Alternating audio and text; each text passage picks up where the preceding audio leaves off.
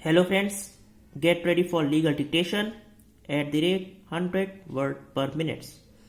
Okay, start.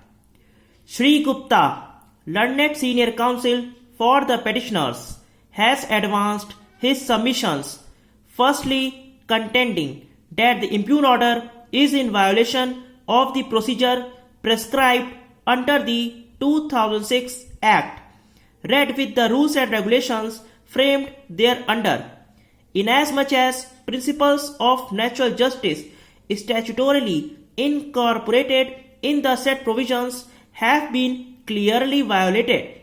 He further submits that nothing exists to attract the ingredients so as to warrant suspending of the license.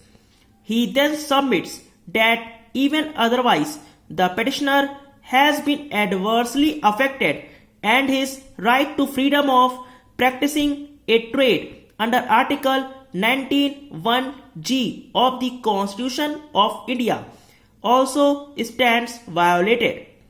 He therefore submits that even if the petitioner has approached the appellate authority by filing of an appeal, the same does not take away his right to maintain this writ petition in the aforesaid background. When the entire unit has come to a stand still, and not only the manufacturing process has been stopped, but all others involved with the said unit, including laborers and consumers, have been unnecessarily been put to a loss para. Learned counsel further submits that in the wake of the said background, this petition has been filed and this court should come forward to protect the interest of the petitioner, keeping in view the submissions that have been advanced, particularly the non-fulfillment of the conditions and the procedure having not been followed as envisaged in law. Shri Gupta, in order to substantiate his submission, has invited the attention of the court to Section 32 of the Act to contend that the requirement under Section 32 is for giving of an improvement notice, and in such a situation the other consequences of at least 14 days time follows. This is necessary as the petitioner has right under the 2006 Act read with the 2011 rules framed thereunder to seek a remedy in relation to sample analysis and testing and raise objections in this regard.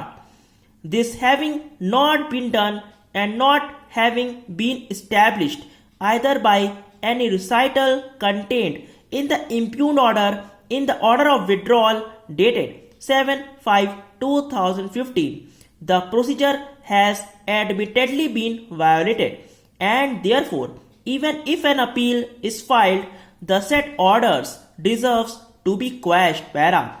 Shri Gupta then contends that apart from this, the provision meant for sampling under Section 47 of the Act has to be applied in terms of the 2011 rules, which makes a provision under Clause 241 for putting the manufacturer to notice. He has invited the attention of the court to the averment categorically made in this regard in paragraph numbers 25 to 39 of the writ petition, to contend that no opportunity of any kind whatsoever has been given at any stage. In the said background, Shri Gupta submits that the statutory provision having been violated and clearly established, and there being nothing in the impugned order or the order of withdrawal to contradict the same, the writ petition deserves to be entertained under Article 226 of the Constitution of India. Stop. अगर आपको dictation अच्छी लगी तो channel को ज़रूर subscribe करें. Thank you.